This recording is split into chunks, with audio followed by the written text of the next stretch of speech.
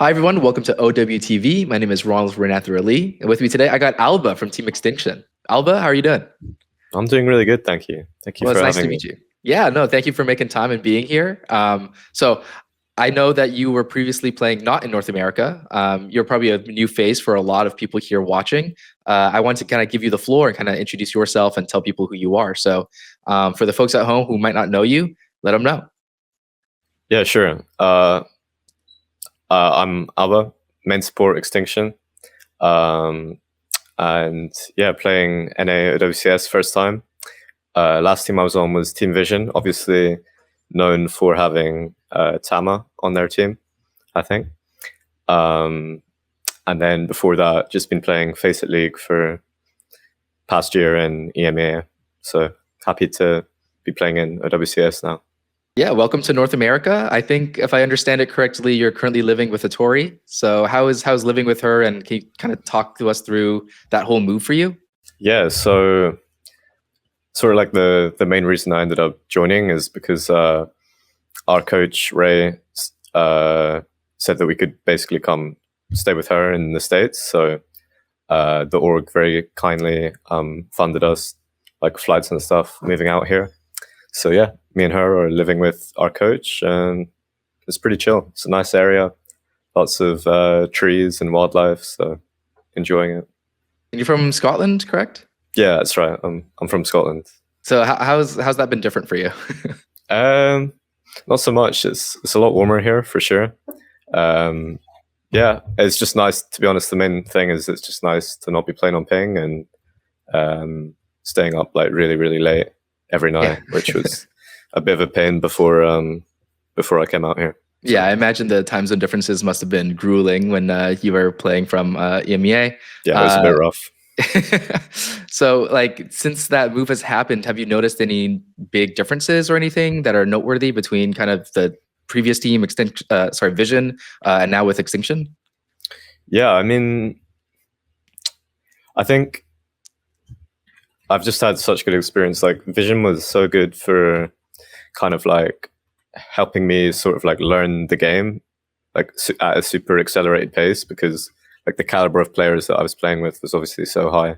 So I think I really like learned so much from that experience, and like Violet and Choi were obviously really useful, but Animo especially as well helped me like learn a lot about the game. And I think that kind of lets me on Extinction kind of try and step into more of like a leadership role, or at least that's what I'm trying to do, and kind of like direct fights and do more than just like basic ult tracking. So Yeah, I mean, you touched on the point. You got to play alongside Violet in stage 2. Coming into stage 3 now, like, what are some things maybe you learned playing with him as your support partner, and then, like, moving with you to Extinction? yeah, so I've already Ajaxed a couple of times, so I like to think that I get that from him. But It's all Violet's fault.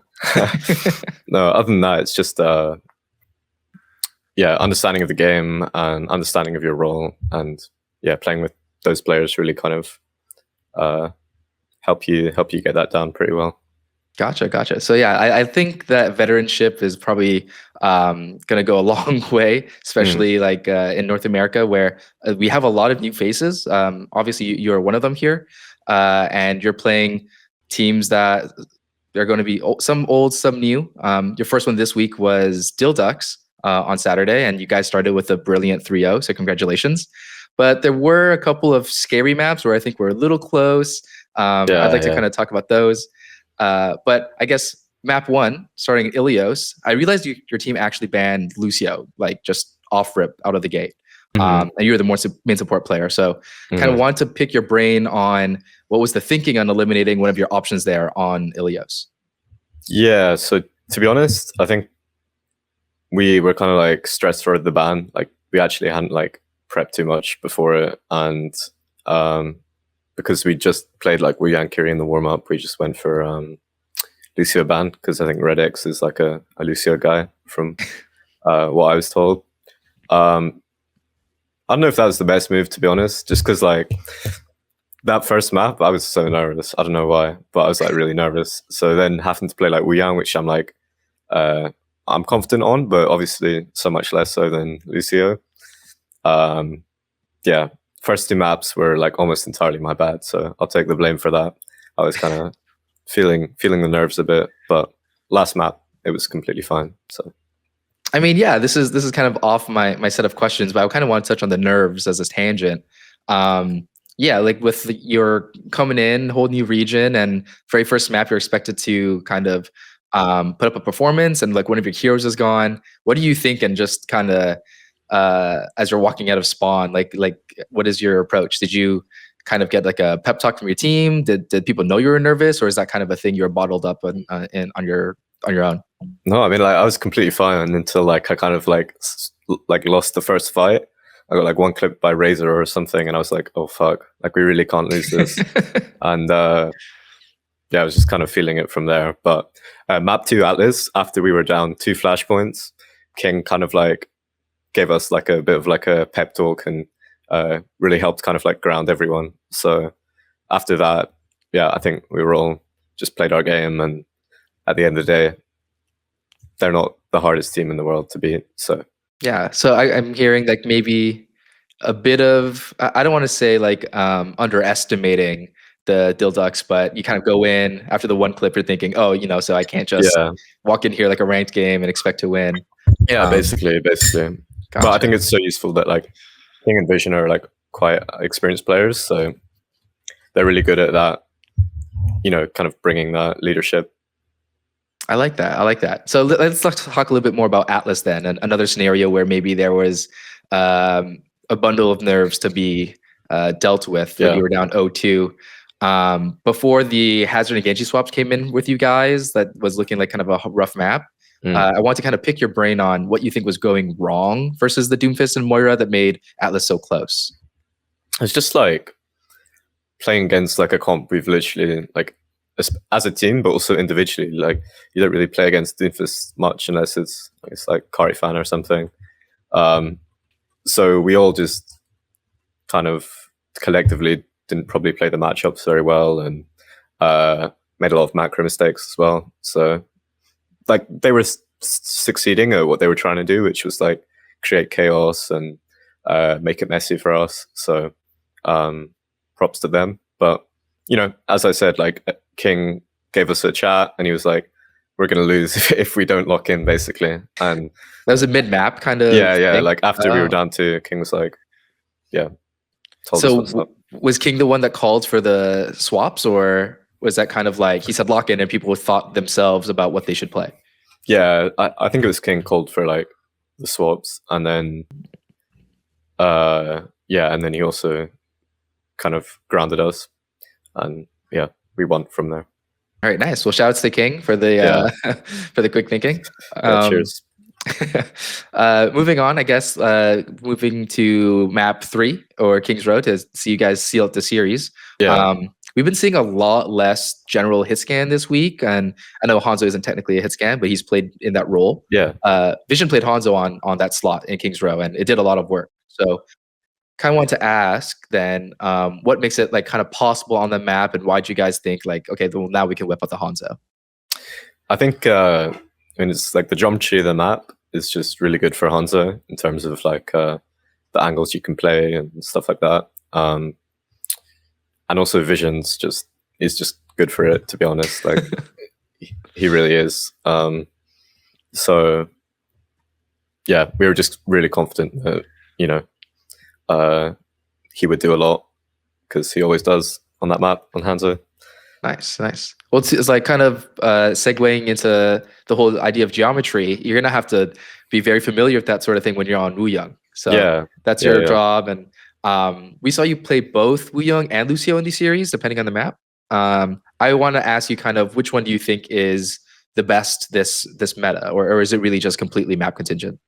To be honest, I think if you have like a Wuyang team versus a not Wuyang team, I think the Wuyang team should win most of the time. I think the hero is like really strong, and especially on King's Row, like I can just get so much more value on the Wuyang just because of the damage, and I thought I played decent on King's Row, so yeah, it's just the damage is so strong, 100 per bullet.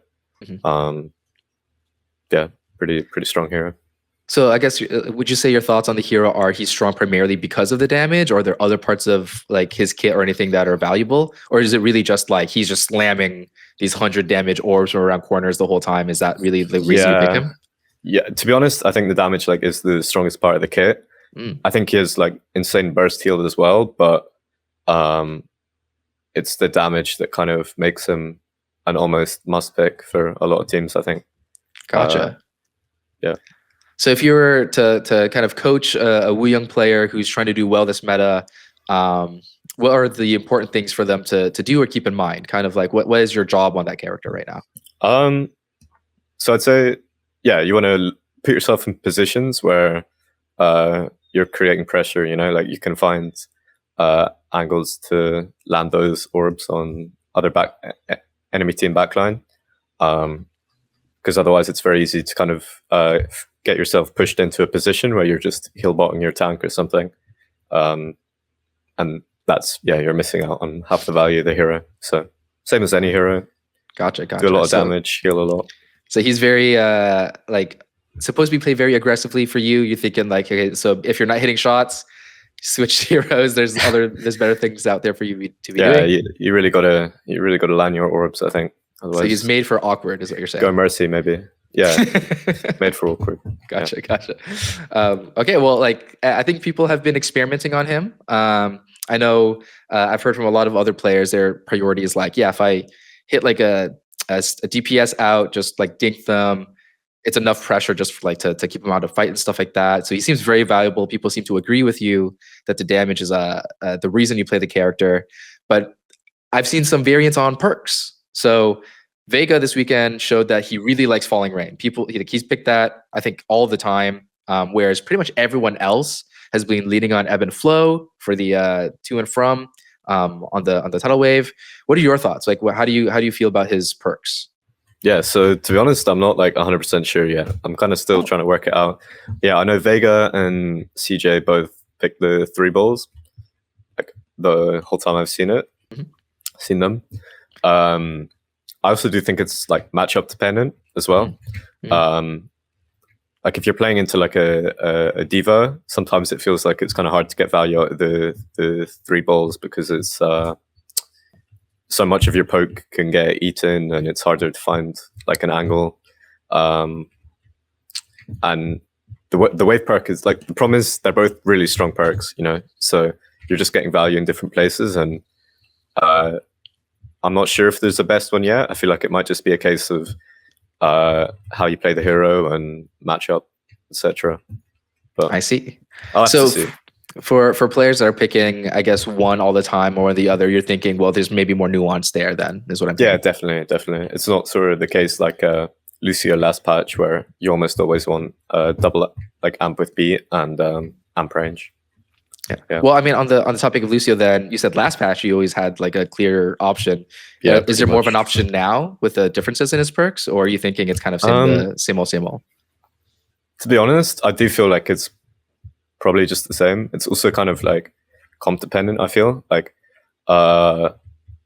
if you have a comp that is like really stacked, so for example, maybe like a Queen Rush comp, you don't really need the amp range, and you can probably get more value from the fire rate perk.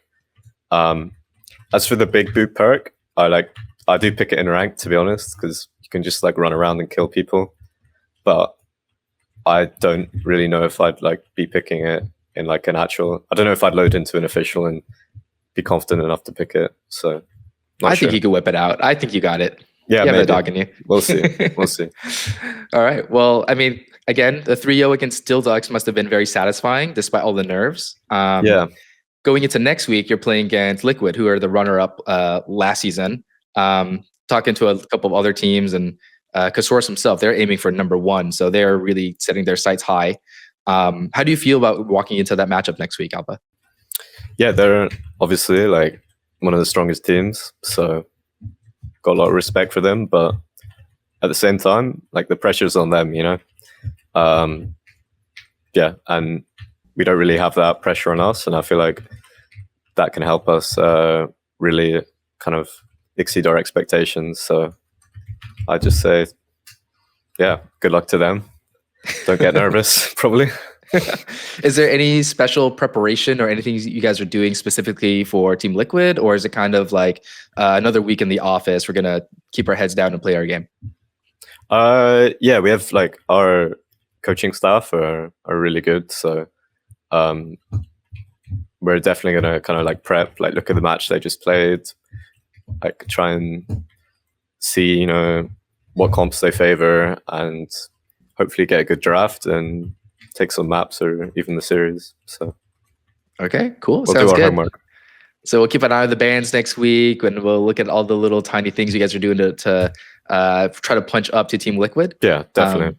For everybody here who is a fan of Extinction and watches this interview and is trying to get to know you better, do you have any message for the fans before we close out?